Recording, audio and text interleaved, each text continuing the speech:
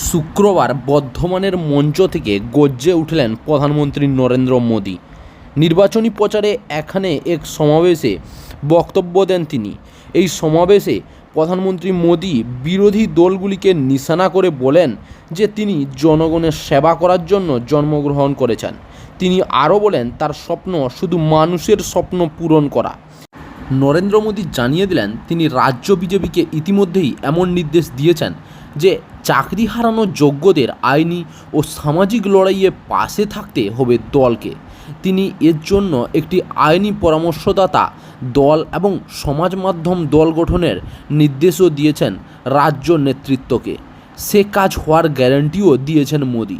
বিরোধী দল তৃণমূল, কংগ্রেস এবং বামদের নিশানা করে প্রধানমন্ত্রী মোদী বলেন বামদের প্রতিবেশী রাজ্য ত্রিপুরাকে ধ্বংস করার জন্য অভিযুক্ত করেন। তিনি বলেন আপনি ভালো করেই জানেন বাম, কংগ্রেস এবং তৃণমূল একটি রাজ্য কি করতে পারে। কাছাকাছি ত্রিপুরাকে বামেরা ধ্বংস করেছিল, কিন্তু গত 5 বছরে বিজেপি পুরো ত্রিপুরার জীবন বদলে দিয়েছে। বামপন্থীরা চলে গেলে উন্নয়নের সূর্য উঠতে শুরু করেছে।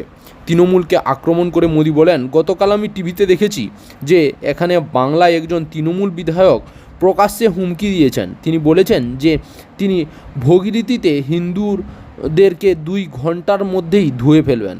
সরকার হিন্দুদের দ্বিতীয় শ্রেণীর নাগরিক নামিয়েছেন এবং রাম মন্দির নির্মাণে তাদের আপত্তি আছে।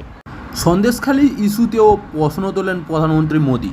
তিনি বলেন আমি তৃণমূল সরকারের কাছে জানতে চাই যে সন্দেশখালীতে আমাদের দলিত বোনদের বিরুদ্ধে এত বড় অপরাধ সংগঠিত হয়েছে, গোটা দেশ ব্যবস্থার দাবি জানিয়েছে, কিন্তু তৃণমূল অপরাধীকে রক্ষা করে চলেছে। চাকরির খবর থেকে শুরু করে নিয়োগের খবর থেকে শুরু করে ঝড় ঝঞ্ঝা, দেশ বিদেশ, রাজ্য, জেলা এবং আপনার শহরের খবর একটা চ্যানেল আমাদের newsbangla.com-এ সবার আগে আপনারা পেয়ে যাবেন। তাই চ্যানেলটাকে অতি অবশ্যই সাবস্ক্রাইব করে পাশ থেকে বেল আইকনটা ক্লিক করে অল নোটিফিকেশন অন করে রাখুন।